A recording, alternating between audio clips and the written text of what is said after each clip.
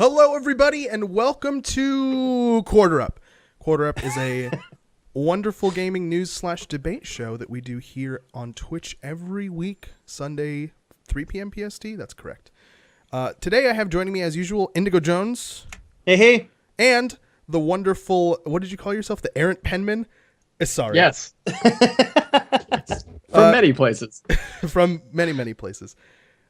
So I guess we'll start off talking a little bit about ourselves and our weeks. Indigo, why don't you start us off? How was your week, buddy?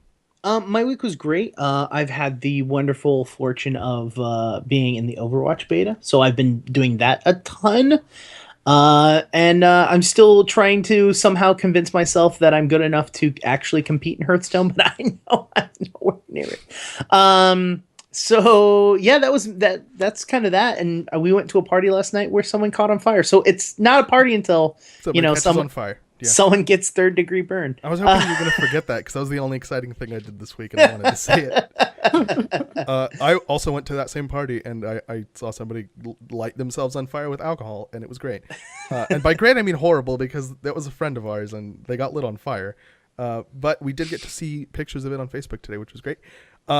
So I did that. Did I do anything else? I've also been playing Overwatch beta. Indigo sent me a key because he's a good friend, and I've been playing that with him a lot. We actually found a team in Overwatch, which is really fun. Like, a bunch of people that we were in a match with were like, hey, we should all group up. And then we invited them into our team speak, and now we're friends with all of them, and it was really great. I like that game a bunch. And that's it. Sorry, what about you, buddy? I've been playing a lot of ESO and also this new ARG game, even though that's redundant, where people try to get me to care about Chronicles of Illyria, and I try to avoid them. I think that's been really fun. I try to avoid them. Yeah. Unsuccessfully, I would add. I'm failing miserably at this. That's fair. I'm okay with avoiding. I took a little bit of a look at that title, and I'm not terribly interested in it, so we're not going to talk about it on our shows. Speaking of our shows, yeah, right. Speaking of our shows, why don't we hop into the news for this week? Indigo, you put this in here, and I don't know why, so why don't you tell us why? All right, so I know we've got a ton of sneakaheads in our show. I know it wasn't, but that sounded racist. It was not even. Oh God. So anyone that is interested in fashion in any sense of the word, Vans has come out with a series of Nintendo 8-bit shoes.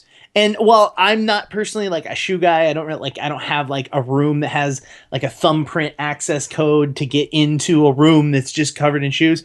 I did see this and I had to put it in here because I thought it was a great way to open up the show with sneakers. Sneakers, Kareem. Sneakers. Yeah, not okay with it.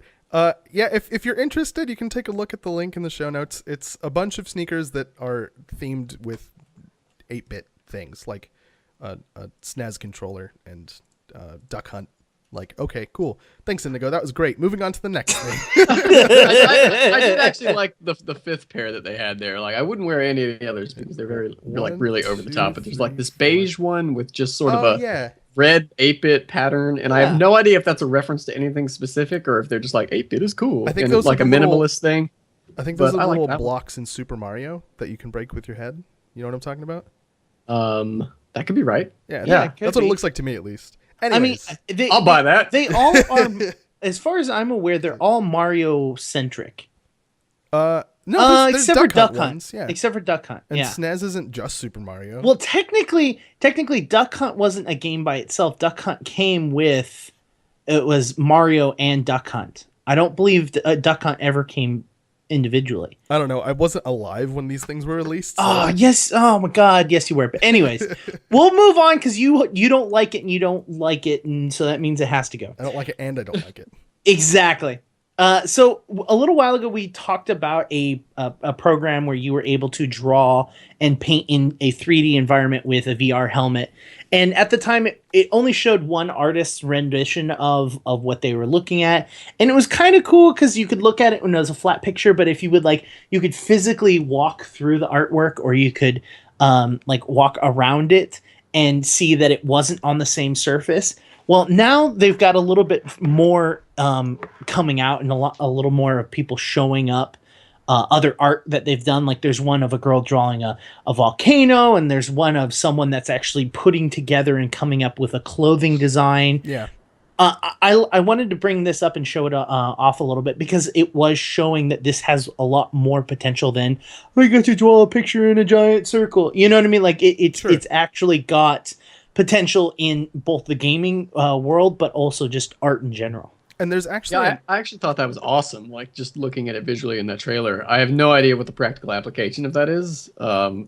Well, some of the artists, are people gonna have to strap on VR and walk around your house? You're like, oh yeah, this is really cool. But I imagine I think at some point it could be interesting. Well, I imagine there's going to be a marketplace that you could probably publish this stuff and like show it to other people, or it's possible that there's ways to just print out this information. Or here's one better: being able to draw something and then being able to give it an actual shape and form, and be able to send it to a 3D printer. That'd be cool. That's you know what I mean? Like, and again, that's super. No one's advertising that or even talking about it. Yeah. But I think that it does have a lot of possible practical applications because, again, you can't always, cut up material and make a costume that you want to make, but having unlimited resources within a VR helmet may allow you to create something or see other people's creations that not necessarily would have done it in the past. So. And there's the other thing. I think it would be interesting, especially while it's new. Sorry, I'll let you go. It's okay. But I could see, just while this is rare, kind of as a novelty to have a like gallery type thing where everybody gets an AR like HoloLens, where you can mostly see through it and then come think of. I think that would be neat to see once.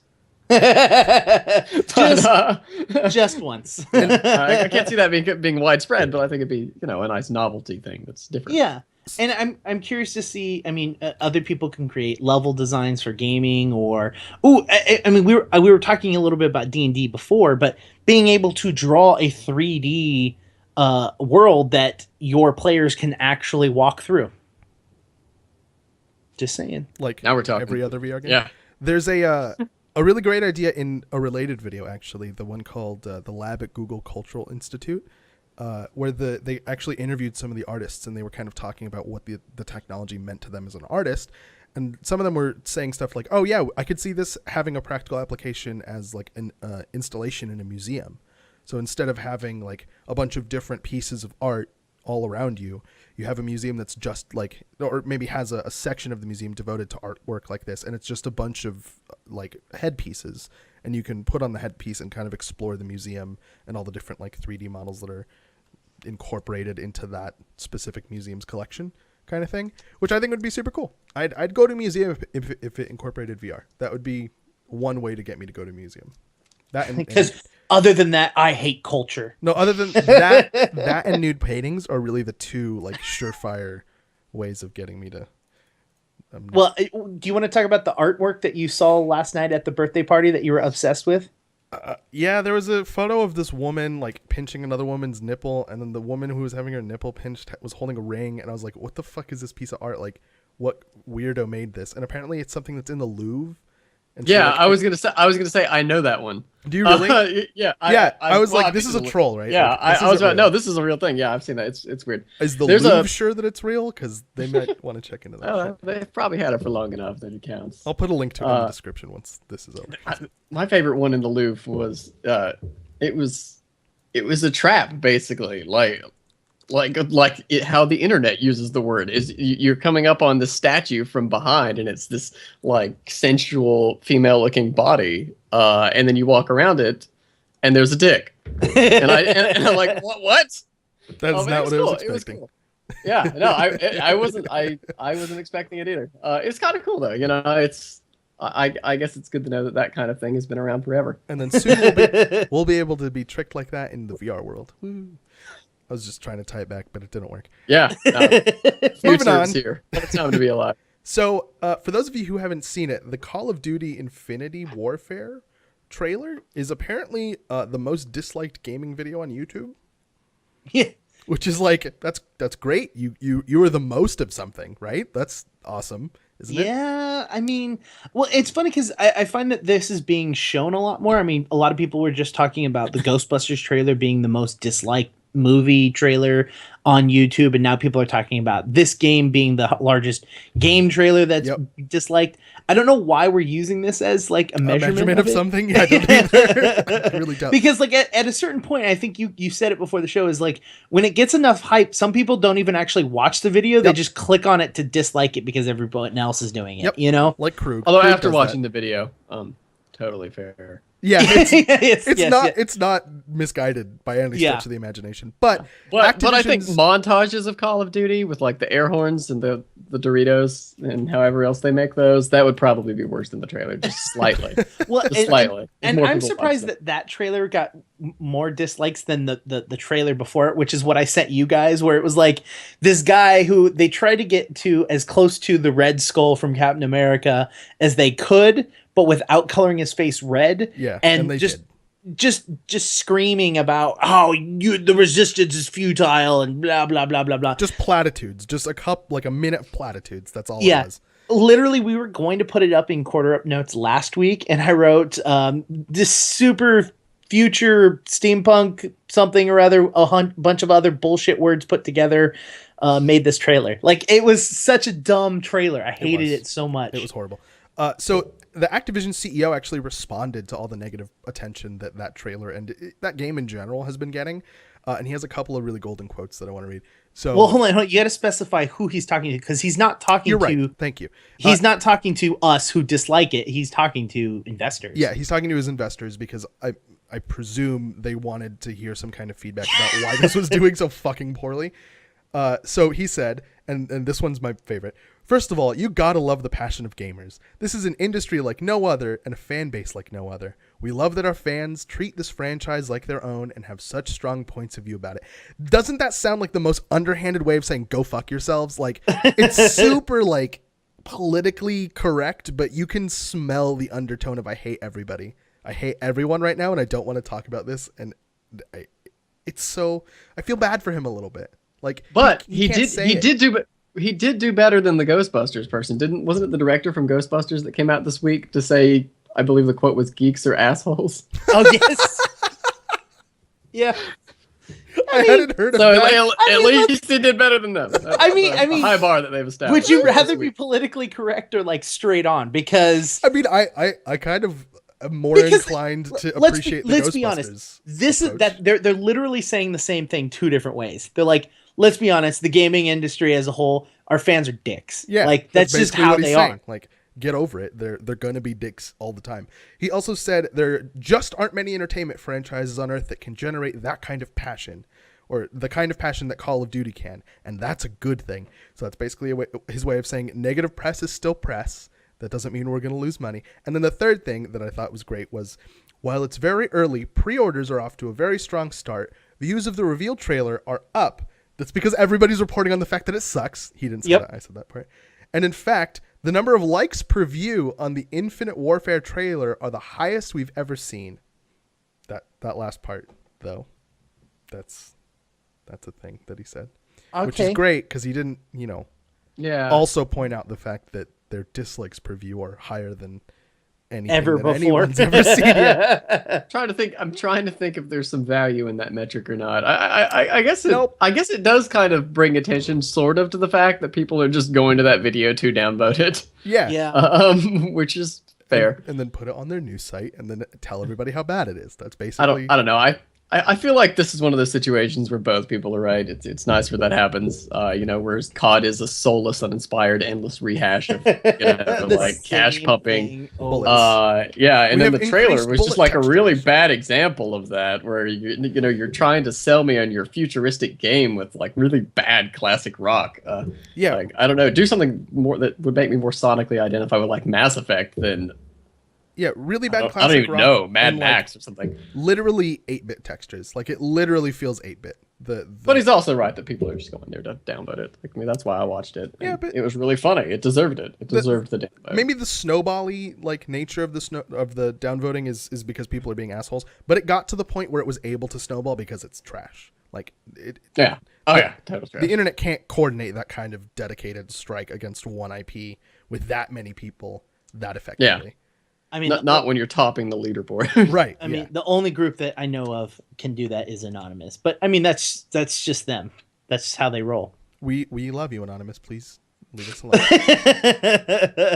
I wasn't saying anything negative. I'm just stating. I need to get that statement out there, please. Do whatever you want. Just don't touch me. Yeah, Thank you. I really hated this trailer, and it looks really bad. But I think you touched on it. It kind of reminds me a lot of how like the Madden games are turning into, where it's like we have an updated roster and we've got more pixels in the grass, and it's like, yep, like I don't care. I super needed an extra 10 pixels on that grassy field. Yep, on that leaf. That was great. Thank you very much. That brings up another good point, though, which is that Call of Duty trailer definitely could have used some more pixels just about anywhere. Yeah, it's literally 8-bit. Like, the whole thing is 8-bit textures. It's but not in, like, a nice retro way. No.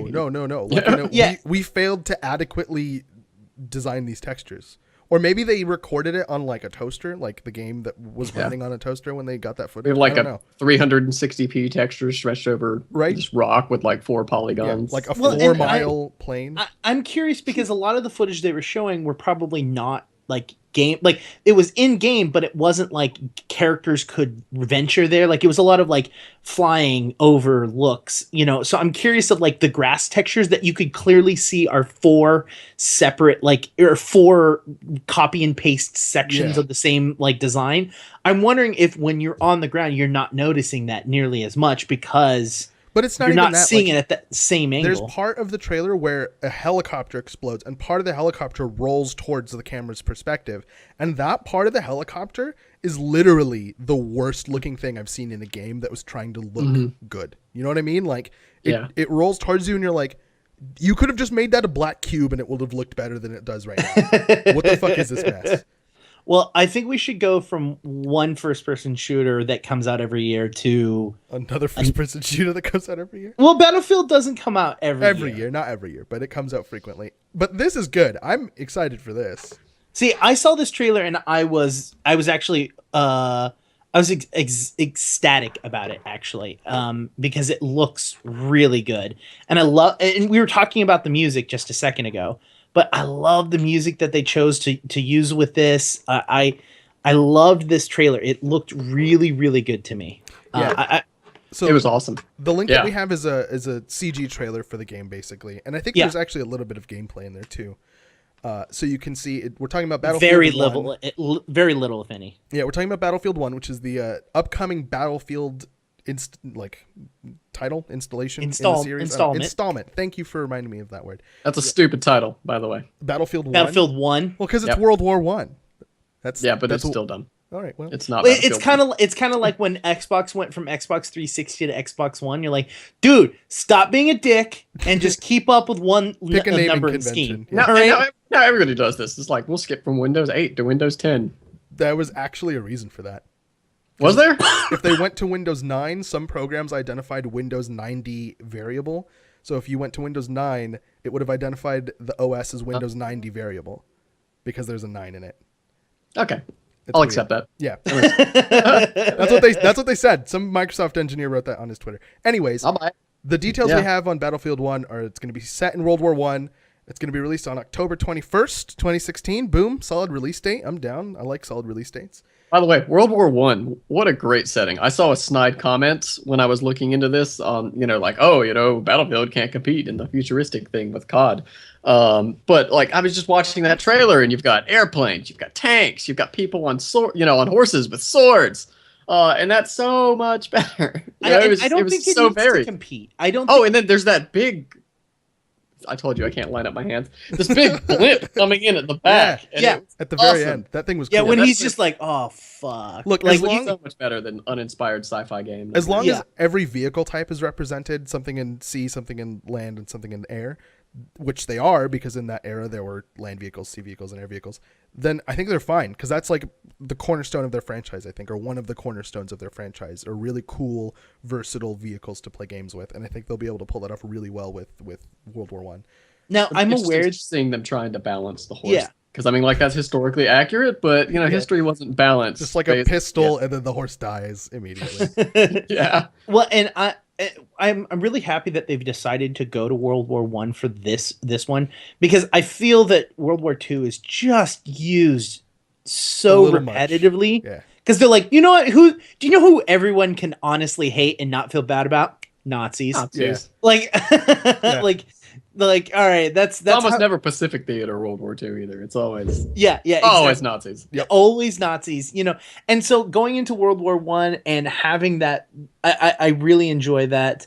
I'm glad it's a little bit different. Again, I know that there are other games that have World War I combat in it, but this, I'm happy with it, and it looks so good, and it's all CGI, which kind of gets into our next point of contention, but there's a bunch of other stuff if you want to go over it, Krug. Yeah, really quickly. So there's a couple of ways you can buy the game. You can buy it on October 18th. You can buy it on October 18th for $79.99, which will allow you to play 3 days early, and you get a bunch of in-game cosmetic stuff. You can also get the collector's edition for, wait for it, $219.99. $219.99. It's $220 for the collector's edition. Wait, so hold on. Is the standard edition $79.99, or is that just no? That's the early. I think it's $69.99 for the regular game. That's to have the 3-day early access and cosmetic stuff. Okay, because I was about to say, I was like, that's a price jump. Yeah. That's for you get a bunch of cosmetic. Yeah, I didn't write it down because there was a bunch of. And I just don't care. It's cosmetic. You go look at their website if you want to see what it is. I can't describe to you all the costumes. And then, so the collector's edition comes with like a statue and a poster and a like map or whatever, all that random standard collector's edition stuff. Mm-hmm. But you have to pay $220 for it, which is ridiculous in my opinion. Yeah, but can we talk about some of the not so standard things that you get with it? Oh yeah, I was hoping we were going there. Yeah, we could. So there's a little bit of random stuff in the collector's edition. Is your messenger pigeon ill-equipped? Yeah. If you have a messenger got pigeon a tube and it lost its tube, you're going to get a messenger pigeon tube with exclusive DLC content. Well, now here's the question: is there a messenger pigeon inside of the tube, or is this a tube that a messenger pigeon carries? No, the box has a pigeon inside it, and then the pigeon has the tube attached to its leg. And then you open it up, that's got DLC inside of it. Disclaimer: pigeon may be dead on arrival. Another disclaimer: they're not actually sending you a pigeon; they're just sending you the tube. Yeah. They're also sending you a deck of playing cards, which is like, why are you sending me this completely separate kind of game with the game that I just purchased? I get that one because other companies do that. I mean, Carbine did that with WildStar. They had a WildStar specific trading like cards because sometimes you can't play the game. You know what I mean? Like sometimes you're at a convention. To be reminded of it. Yeah, why not? Like it's it's a means of advertisement. It's an advertisement thing that you can take around. You know what I mean? Or it brings up conversation. I don't know. Like I think I'll have to get in touch with the Crowfall people. Like, could you guys include like a Crowfall rented Tyro and like because when I break down on the side of the road, I just want to be thinking about exactly. It's like, man, I wish I was playing Crowfall instead of changing my tire. My car.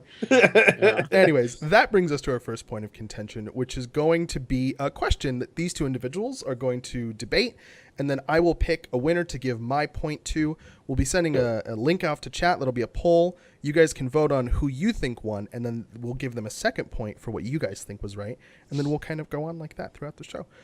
So the first point of contention would be, which builds more hype for you, an awesome CG trailer or realistic gameplay trailers? So, Indigo, why don't you start us off? Sure. All right. So, me personally, while CGI is great and wonderful and it's there and it exists, it's not showing me what I'm going to be playing at the end of the day. So, for me, it's realistic gameplay. All right. And then, sorry, just a quick one-line overview of what your point is, and then we'll let you two go back and forth with each other. While I'd like to know what's in the game, and I think that's important, it's just the trailer hypes me up more. The CGI trailer, it looks awesome. And a lot of the times when you see real, actual in-engine gameplay, it just looks like so many other games that are out there. All right. Well, now that we know where they're coming from, we'll let them have at it and discuss the finer points of their positions. So I want to start off by saying, can we not compare Battlefield 1's CGI trailer with Call of Duty's in-game trailer? That's my one request, is that we don't compare those, because while I personally like gameplay and like to see that happening, that was just done really poorly. I mean, Just gonna say that. But I mean, games that even if it isn't directly like showing you like how your combat works or how that works, showing you how the game is actually running and how it looks and how it's actually going to feel, I think really benefits the hype train. It allows people to turn around and be able to go, fuck yeah, that's a game I actually want to play versus this is a CGI trailer that I want to watch. I think that's the difference between the type of hype that you get. I'm not so sure I buy into the idea of a type of hype. It's very much, am I interested in this game? Am I excited about this game? And nothing really does that like a trailer from Blur Studios does. They could put out a trailer for just any piece of crap. Let's say SWTOR. And, wow. And everybody's excited about that game. Even though when you actually look at how it plays, you're like, wow, these graphics are cartoony and they don't look like KOTOR at all. And this game doesn't resemble Star Wars Galaxies at all. And the gameplay is just copy-pasted from WoW, only not as good. Which is the launch state. To be fair, the game has kind of carved out a niche for itself since then. But we all went and bought the game because those trailers were awesome. I guess maybe the difference I have and why I said two different types of hype is one's a hype for the idea versus the other one is hype for the actual game. One is hype for, oh, this game is going to be awesome because I saw the CGI trailer. The other one is actually putting together and showing this game is going to be good. This game's actually awesome versus... I think you're describing different components of hype, but not actually something that's different. You just have one general excitement level for a game, really. Sure, no, I'm not saying like if you watch a CGI trailer, I imagine you're going to turn around and do more research into the game once you've seen it because it looks exciting. And you go, okay, this game excites me. I want to actually put information and look into it. At the same time, I feel a large genre of people do the exact opposite, which is they see the CGI trailer and go, okay, great, but where's the in-game footage? I mean, because that's the number one thing that people say when they see trailers is like, yeah, that was cool and all, but what's the game like? I think having both can be really good, but which one's gonna, make you go look into the game more? I think the in-game footage is the looking into the game more, but if you see a TV spot for a game, it's usually the CGI crazy over the top advertising spot that gets you to go there, unless it's one of those live action ones because those are really cringy and people we can both agree that live action trailers for games are horrible. Like all three of us can agree about that. When The Division came out and was like, we're gonna make we've done all of these trailers beforehand that were gameplay and CGI. We're gonna now make the trailer for the first expansion or the first like DLC drop is gonna be live action. It's like, who on your art team decided switching midway was a freaking good idea? Like, the hell like an FMV game or something. But other than that, all right. I think I have a couple questions for you guys at this point. So, sorry about CG trailers. Do you think that it's possible to classify a CG only trailer as misleading? Oh yeah. Yeah. but I mean, was there an extent to that? Yes. Yeah. No. I don't. And that's not an issue for you. I don't think that has anything to do with hyping a game. We're not asking like, do I think this is ethically the best way to market a game? We're saying, does this hype players? And CG clearly hypes players. All right, fair. That's fair. That's completely fair. Indigo, regarding realistic gameplay, do you think that it's possible to have a game perform worse because of the gameplay trailer, specifically because it's using in-game footage versus using a CG trailer? I do think that's possible, but I think that's just sheerly for the purpose of whether or not your game looks good or not. If you've got a game that you've spent years working on and it looks and plays like shit, yeah, the in-game trailer's not going to be your best bet for the sheer fact that it doesn't look and feel good. But I think it's completely dependent on the gaming company and how much time and effort they've actually put forth in the game. Fair enough. I think that even a good game can be hurt by that, though, because a lot of games look really similar. I think, again, SWTOR is a really good example of that. A CGI trailer can really get you invested in the world that, they're trying to sell you, the story, the narrative, the characters, just the feel of the experience they're trying to deliver. Sure. Whereas you look at the game, it doesn't look that much different than any other theme park MMO, really. Mm-hmm. At the time. I think I'm gonna have to give this one to Asari. All right. That's specifically because he, as a player of video games, doesn't mind misleading trailers. which is actually, now that I think about it, like that's kind of the smart approach, because you're like, okay, some of the stuff out there is going to be misleading.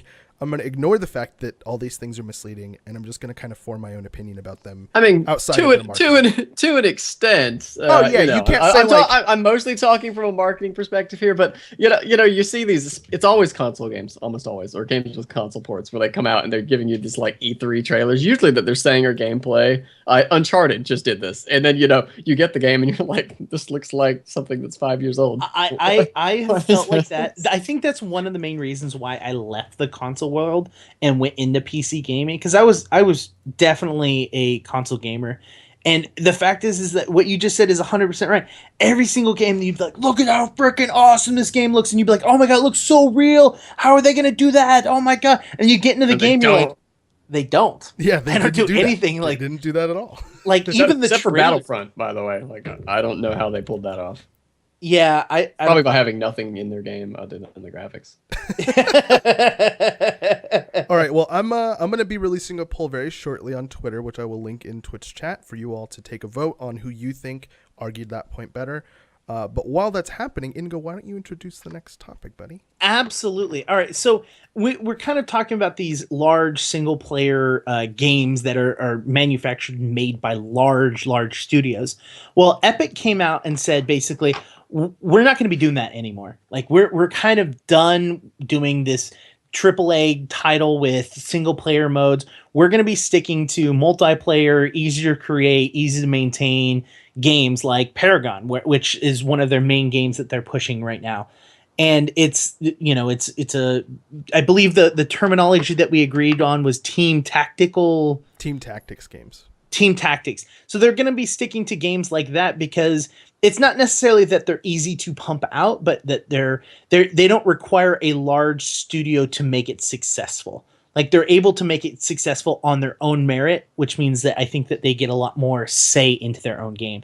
And if you're not aware, honestly, I think it's because of microtransactions. You think so?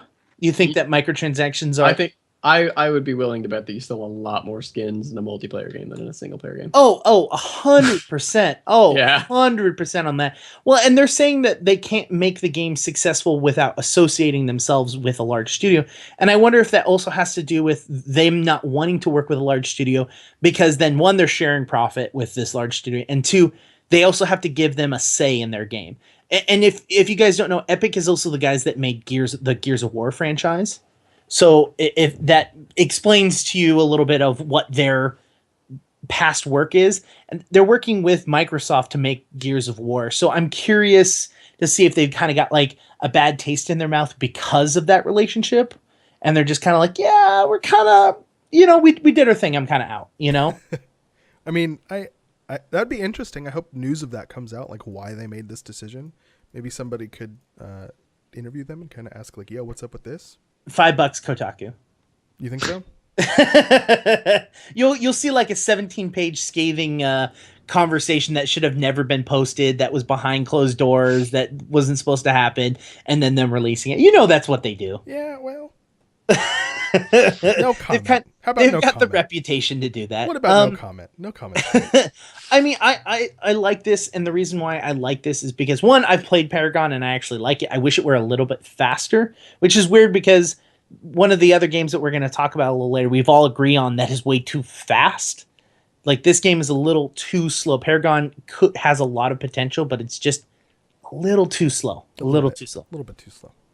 But it's fun. And if I see more games like Paragon, I'll be happy. Like, it doesn't bother me necessarily that they're making this transition. It's just, all right, do you. Like, you do you, boo. Do you, boo. Do what makes you happy. That's good. Yeah, as long as it's good. Whatever you choose, as long as it's good, I'll buy your shit. But we can agree, we're all nosy and want to know if they had absolutely bad relationship with Microsoft. Yeah, 100%.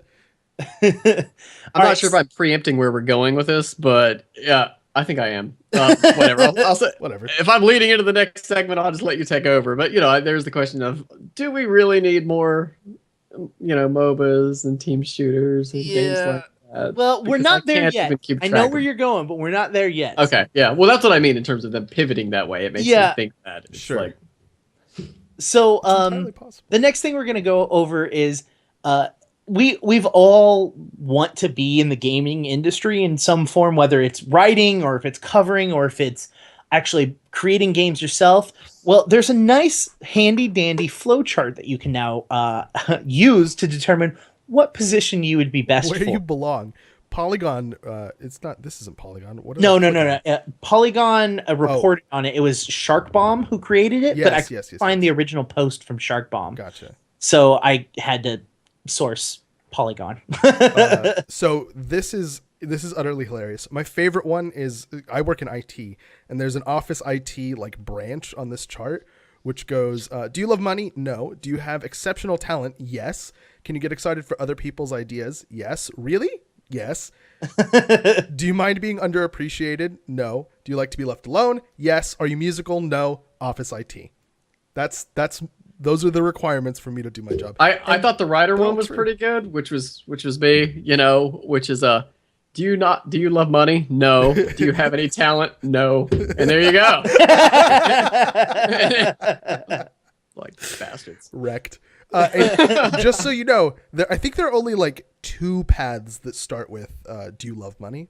Yes. Because 90% of these stem from the do you love money? No path. Yes. I believe it's like producer or something else. Yeah. And I think like one of them is like, do you like money? And then like the final question is, do you have money? Oh yeah. Because there's a difference versus creative director or something. Exactly. Yeah. I thought that was funny, and I thought I would share that with you guys. Can I share one more though? Yeah. So, do you love money? No. Do you have exceptional talent? No. Are you bitter about it? Yes. Game critic. Yeah. and if you're not bitter, it's reviewer. Yep. Yeah. Isn't that great? This is 100% accurate. So, link to this image is super obviously going to be in the notes because it's utterly hilarious. Go take a look at it. Go find your profession and see what your personality is like from the perspective of Shark. Who is this? Sharkbomb from the perspective of Sharkbomb. That was great. Thank you so much for finding that, dude. That was hilarious. That might be my background on my computer soon. So the next thing we're gonna go to is Doom. So Doom's coming out. It's gotten not the best reviews in the world from what I've been seeing, and it's not out yet. But a lot of people are kind of just they're not feeling it. But Halo, Doom Edition. Yeah. But this is actually a YouTube video of someone playing Doom 200 frames a second. And I actually had to I had to ask these guys the question, is that how fast the game actually is? Or does it just look that fast because it's 200 frames a second? Like, yeah, the game is very fast paced. I can't it has the opposite problem of Paragon, in my opinion. But the reason it's running at 200 FPS is not only because, the game's engine is doing really well. And actually, they specifically mentioned that the game's engine can't really handle 200 FPS that well. They have like stutter issues at that high of a frame rate. But they'll fix that before it's released.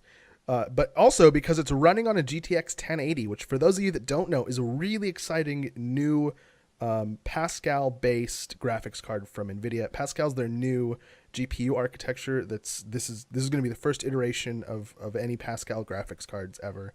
It's the 1080 and the 1070, obviously the 1080 being the beefier of the two.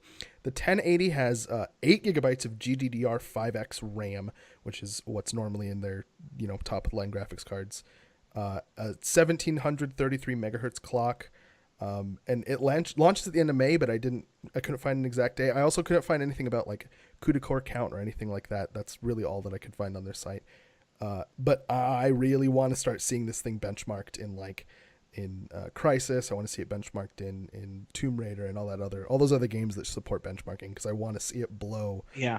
I have a Titan X, so I'm just going to be that depressed guy that bought the Titan X, and then literally 4 months later this thing comes out and it's going to be less expensive and 10 times better and optimized for DirectX 12 and all that other cool stuff. Yeah, and I don't remember where I saw it, but yeah, it's going to be cheaper than the Titan, which yes.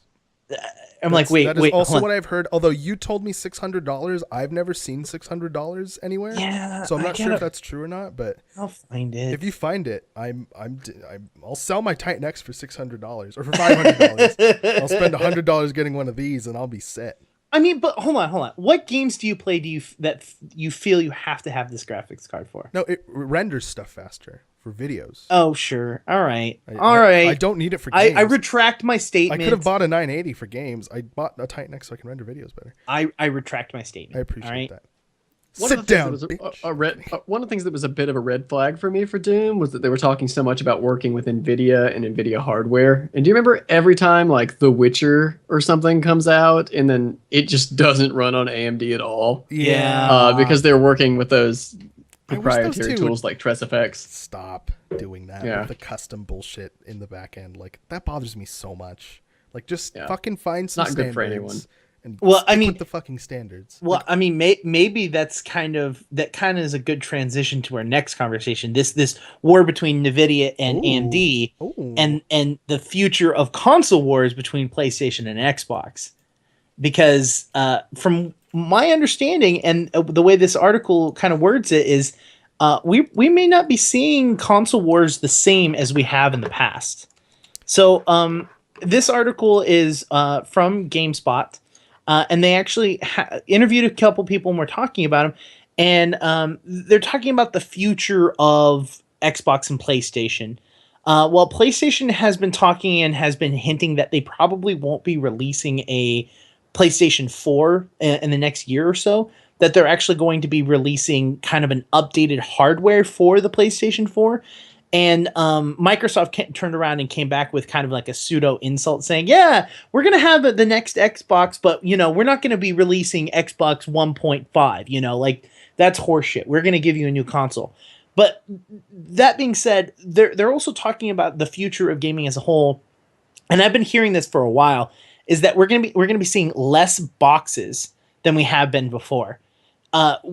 We're going to actually be seeing more like items that just stream the game content. And we kind of had this kind of argument / conversation before we started about like, are we really streaming games now? Yeah. And here's my like 2 cents about this. 'Cause this requires so much stuff. Streaming games requires not only the technology for the back end of the service, like the streaming service to be good, the internet as a whole, like the way that people use the internet has to catch up with it. And that's what I was going to say. I think the computer hardware is going to be there, but the American internet infrastructure is probably not going to be there for a really long time. Like, unless Google surprises everyone and goes, hey, by the way, free gigabit Google fiber for everyone, then we'll be set for life. Yeah. If we have full duplex gigabit, we're good. We're not going to, though. That's not going to happen. Yeah. And that is the number one bottleneck for that kind of service is ISPs have to step up their game and offer cheaper, faster, more reliable internet. And the gaming, side of it, the service that offers these streaming games has to come up with a way to do it over whatever bandwidth they have available. Because even if they don't have like the ability if they have the ability to stream to 90% of people, they're excluding 10% of their market that can't stream this game because they don't have the internet to do it. No matter what the internet does, there's always going to be someone that doesn't have access. That being said, though, is like Xbox. Sorry about that. Buddy.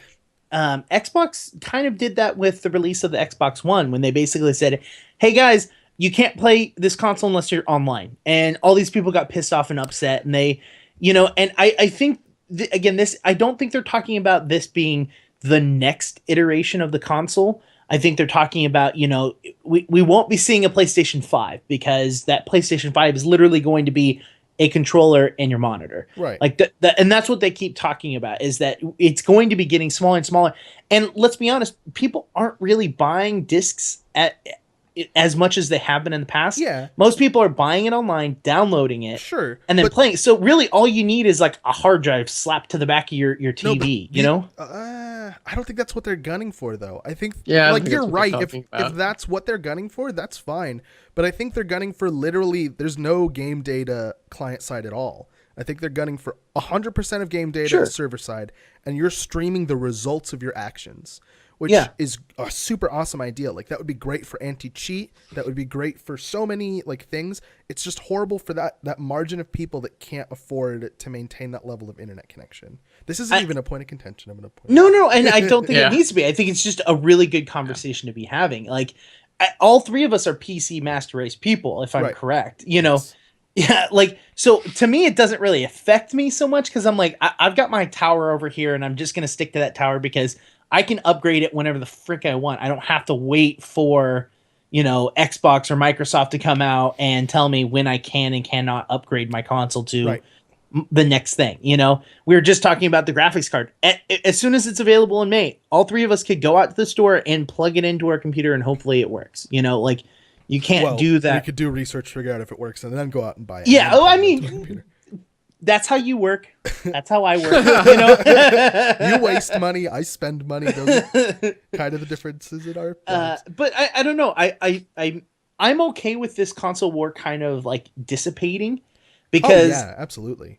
It's so useless. The only purpose of consoles at this point is to provide exclusives that other people can't play. And yeah, I will say, and then Nintendo doing their own thing. Like, yeah, but PS4 and Xbox are just like crappy PCs. Yeah, Nintendo's like, hey, I'm gonna actually try to innovate. Why not? And everyone else is like, just create the same crap we did last year, but with better graphics. Like, so I will say, I don't think, and this is the part I disagree with the article. I don't think that we'll see an end to the console war in heavy quotes. It won't be a console war anymore. It'll be like a streaming service war, because when it gets to the point where this technology is so reliable that they decide they want to switch to streaming exclusively for their offerings, they're going to say, all right, well, come to the PSN and we'll stream all these games to you. And then Xbox will be like, hey, you should actually come to the Xbox One store or whatever the fuck it's called, and we'll stream all these games to you. And that's going to be the debate at that point. I wonder if we'll ever end up seeing a like a Netflix instead of Steam, where you just subscribe and then you can play all their games. They exist, and they don't have great titles at the moment. Like I think you can do Assassin's Creed and like a couple of older games, but I think eventually it'll get to that point, where like every studio is licensed to one streaming service or another. Yeah. God, please. It's gonna suck because they're gonna be monthly payments. It's going to be a monthly transaction to get these streaming things, and in order to play every game you want to play, I can almost guarantee that you're gonna have to subscribe to more than one, which is mind-bogglingly annoying. Yep. Now I'm gonna say one more thing and we'll move on. But I don't know if you guys remember, but anyone else still excited about the PlayStation 10? Huh? The PlayStation 10, when they advertised it for PlayStation 2, it was like this orb that you cracked open and opened up, and these little tiny balls went into your nose and into your brain, and then you thought you were inside the game, and you would run around and like shoot each other. Advertised this? PlayStation. No way. They're like, we're not there yet, but why don't you do PlayStation? I'll look the commercial up, but it's very weird. It was a legitimate commercial for PlayStation 2, and it was they had these orbs, and they're like, oh yeah, you want to play? Yeah, and they like cracked open the orb, and they're just like in the game, and they thought they were playing the game. It was like the future like this weird like holodeck Pokemon crossover. Yeah, I mean, it was like VR before VR was cool. Yeah. Like it was just like VR before VR existed. Yeah, I'm gonna try to find that video. Why don't you move on to the next place? Links may be in the show notes, but maybe not. Also, so this note is a quick note. It's more of a PSA than anything. If you haven't heard, Overwatch added a day to its beta, so beta will not be ending on the 9th. Beta will be ending on the 10th. So if you are in the Overwatch beta currently and you want to play for an extra day, you can play for an extra day, which basically means if you want to play with Indigo and myself, we'll be on the 10th as well, because we fucking love that game now. All right, so I was wrong. It wasn't PlayStation 10. It was PlayStation 9. Okay. And I put the link in show notes, and I will I'll post the link into chat as well for you guys to enjoy it. But yes, watch it. It's glorious. It's literally the most absurd thing you've probably watched in a really long time. Can we pause the show so I can watch it? Is that within our ability? Probably not. Huh? No, it's not. Probably not. But watch it later. You'll check it out. You'll love it. We'll move on. We were talking about team tactics gameplay. So we're talking about Overwatch beta being extended. Next, we're going to actually talk about Smite. So they've got a new god reveal. Do you want to give a crack at that name? It's okay. So the way that in the video that the voiceover lady pronounced it is Susanoo, but I only see one O, so I don't know where the fuck she's getting Susanoo. Yeah, it looks like Susano to me, but that's clearly wrong. All right, so It's an assassin. Yes, it's a new gun smite who's an assassin. Which I'm not a huge assassin person, but this assassin actually looked really fun because they're actually very mobile. At least they're super about positioning and super about mobility, and it's I mean, most assassins are super about positioning and mobility, but especially this one. So their passive increases their movement speed by 4% for each ability on cooldown. Yep. So if you are in a team fight and you blow through all of your abilities and you need to get the fuck out of there, you've got 4 times your passive. Which literally has Indigo written all over it. Because the way he plays Smite is he'll initiate with his only escape, and then he'll blow his load, and then he'll realize, oh shit, I'm in the middle of 4 enemies, and I have no abilities, and both my relics are down. I don't know what to do. Oh wait, I know exactly what to do. Die. And then he'll die. And it's always at level 1, and he's always first blood. And then we get later in the game, and he usually plays ADC, and so he'll be like, oh, I'm stuck in the middle of all these enemies. I'm going to spin in a circle and hold left click, and they're all going to die. Like, that's basically my character now. So they've got a couple of moves. I'm not going to go in depth on these moves, but I'm going to go over their fun move, which is their one, which is Storm Kata. Which has 3 phases. So the first one is a cone attack. The central cone actually brings the enemy towards you, while the other 2... That's Jetstream. That's Jetstream. Sorry, this is just cone damage in front of you. Yeah, it's just cone damage. Then after that, if you hit the button again, you have a 360 AoE. And then your third time you use that ability, you have a 0 damage dash. But the thing is that you can actually have 3 seconds in between each use of the move. So you can literally use the ability once, wait 3 seconds, use the second part, wait another 3 seconds, and use the third ability. The other thing is that you can actually switch and use your normal ability in between. Basic attack, yeah, your basic attack. So you can use an ability, basic attack, use the second ability, basic attack, use the third ability, get the hell out of there. Yeah, and that's all in his one. That's not his 3 non-ultimate abilities. All 3 of those things are his one. So that's a lot of kit in one ability. That's like concentrated cone damage, spread out AoE damage, and a dash in one ability that you can use independently of one another. I mean, you still have to do it in order, but the fact that you can even interrupt that cast and auto attack and then use the next ability gives it so much versatility. Yeah. Like, it's insane. But I don't think that's his fun ability. I think his fun ability is what is it? Jetstream. So Jetstream is a skill shot, and if you hit a hero with it, you shot out a little cloud. So the cloud will stick to the hero that it hits, and then if you activate that ability again, you'll teleport to that hero, no matter where they are. You don't need line of sight. It's just wherever they are, you go to them. So you use that and wait for them to take a bunch more damage, and then you just teleport in and finish them off and run away. Like, that's literally the ideal assassin ability. It'd be really fun if the teleport didn't have a cooldown on it, and you could just go tag someone with that. I mean, didn't wear off until you used it again. Oh, sure, that'd be OP as well. I know it doesn't work that way, but it'd be really funny. Yeah, if you just hit someone with that, and you just wait for them to back to base. They just have teleport. to wait. I'm in your base now. Except for that sounds horrible because now you're just taking damage in the well. Yeah, it'd just be a fun. That's my favorite place to be. The enemy well. Diving in the well. Do you know if you play Smite and you walk into the enemy well, you can buy items? I did not. Yep. I'm not even going to try that. It's a thing you can do. I swear to God. I mean, if you can survive that long. You take damage. If you're like a level 20 tank that's full defense spec, you can stay there for 4 ticks. Maybe 3 ticks. That's enough to, if you know where the item is, that's enough time. All right, so we're going to move on to another team tactics game. God. Maybe that's why you call every game a MOBA, because you can't pronounce team tactics. Yep. It is an awful term. I'm not even going to try. Too many alliterations. Yeah.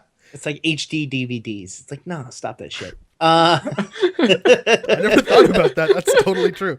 I hate that. So the next game we're talking about is Lawbreakers, which it's what is it? Not a free to play. It's a $60 price tag game. No. So wait, what? I just took some interesting. Yeah, I didn't know what you were saying. That. So they were talking about their price point. They say it's not going to be a free to play game, but they're also not going to put that premium $60 price tag on it. They still haven't decided what the price point's going to be, but it's going to be less than $60. It's going to be something people can afford. Is essentially what they want to say about the price point at the current. Which is kind of similar to similar to what Atlas Reactor did, which is they've got they were going to be free to play, and then they realized no, we're not, and now it's $30, but it's not the full rate price. Yeah, it's not. I think the free to play bubble is popping finally, which I'm kind of okay with. Oh, it's totally fine. Free to play games are garbage. Yeah, but, I mean, there's just so many. 90% of free to play games are garbage.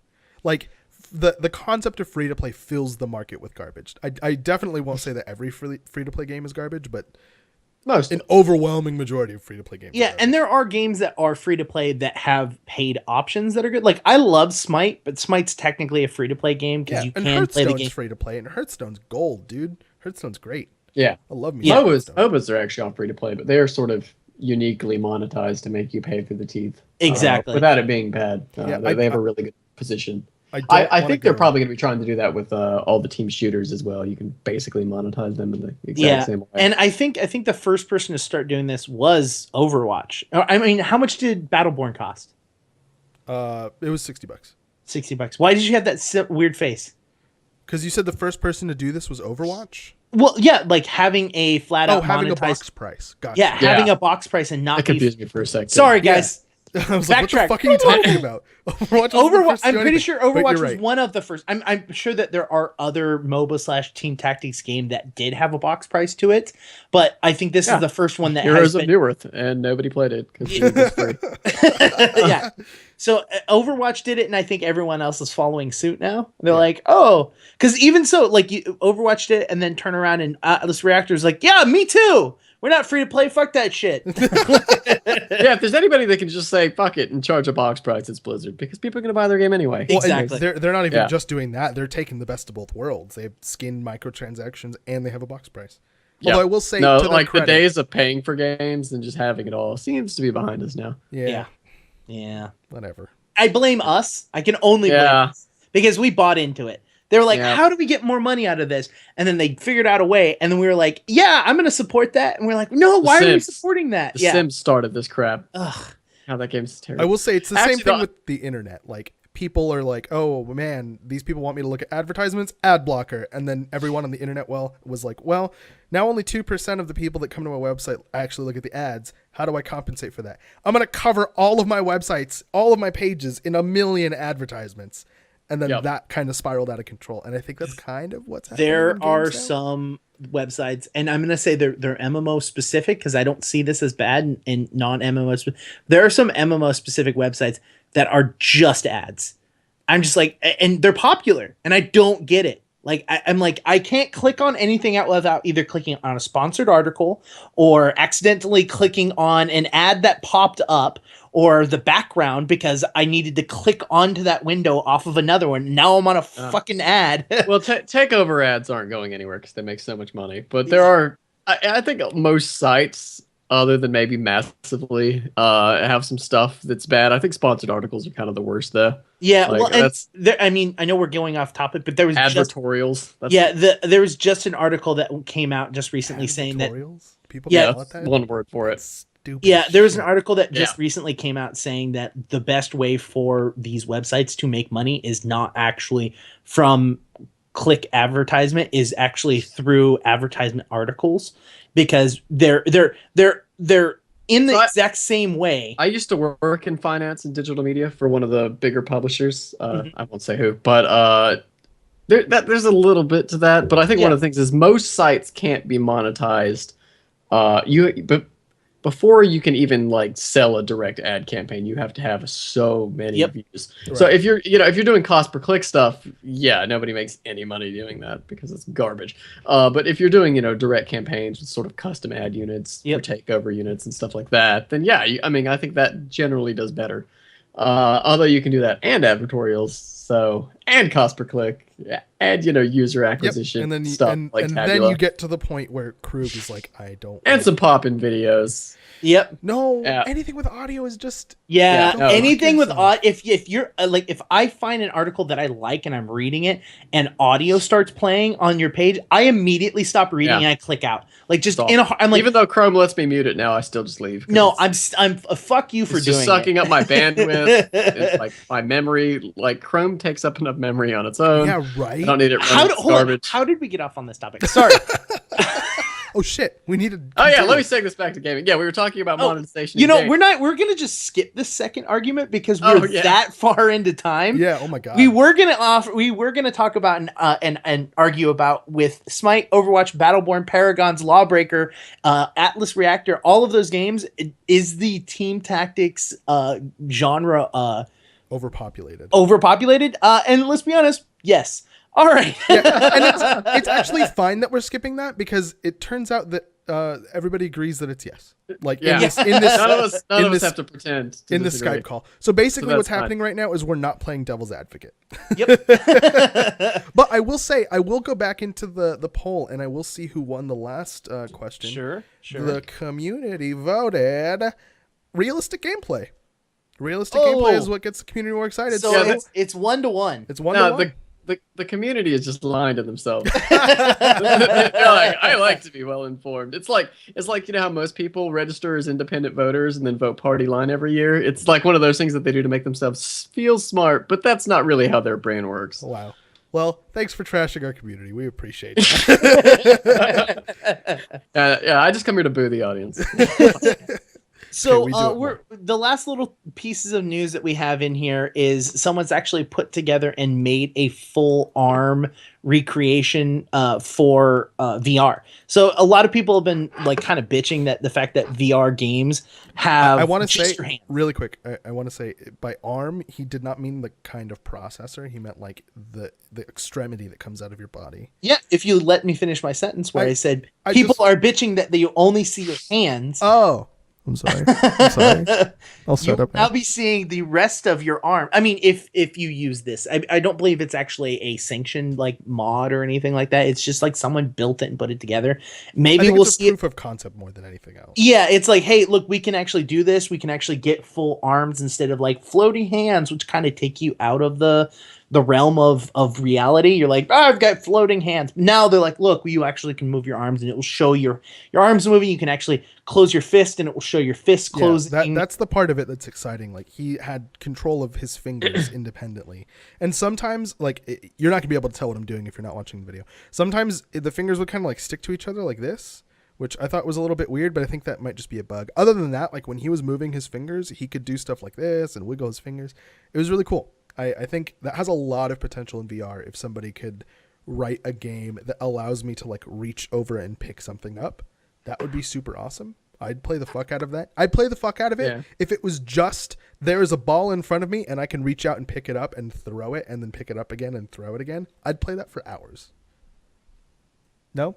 You need to get outside because you can do that in real life. No? Yeah, but that's not cool. Yeah. No, I agree with the arm thing, by the way. I've seen some VR videos where you see like this arms aren't decapitated, but you know what I mean. Like these disembodied hands that are just floating there. It's like kind of creepy. Especially when it's got a gun too, and it's like you're like floating around with a gun. Floating hand with it. It's like if I have these powers, why do I need this gun? Yeah, because I like just throw my hands out and slap people or like. So I think that would be a lot more immersive so long as they can get like the necessary lack of muscle definition for me to believe it's my arm.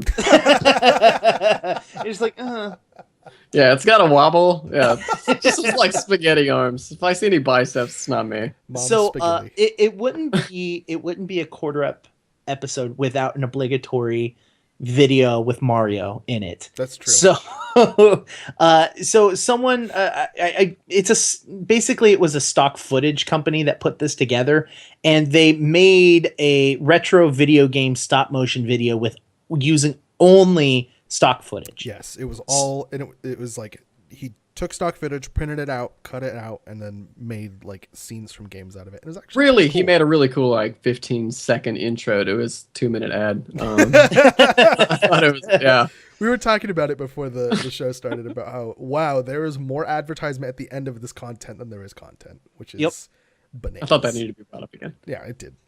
Absolutely, you're absolutely right. So that being said, we're gonna finish it off and we're gonna say our goodbyes. So I was Indigo, guys. If you want to get a hold of me at any time, you can get me on Twitter at Indigo QT. You can email me at indigo@QueueTimes.com. Krug, what about you? Where can people find you? My name is Krug. It's still Krug. It's not that it was Krug. It still is Krug. You can find me on Twitter at KrugQT. You can also email me. My email address is Krug, CROOG, at QueueTimes.com. And if you want to get a hold of me, Indigo, and Adrock, who's not here today, you can email QU at QueueTimes.com. Our wonderful guest, Asari, where can people find you, buddy? You can find me in a lot of places, but right now I mostly write for MMO games because they pay me in Tamriel Foundry, because that's where I started out and I like to contribute there still.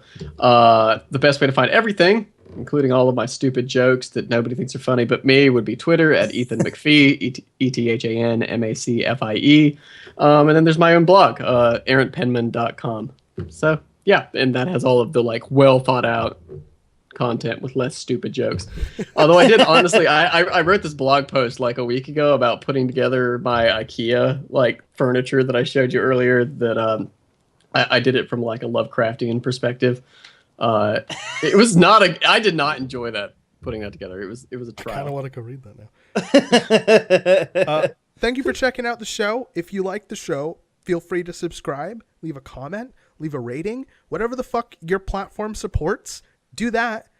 It helps us out a lot, and we love to hear your feedback, whether it's positive or negative, so that we can improve the show. We will see you all next week. I will actually see you for /L in an hour. So enjoy your weekend.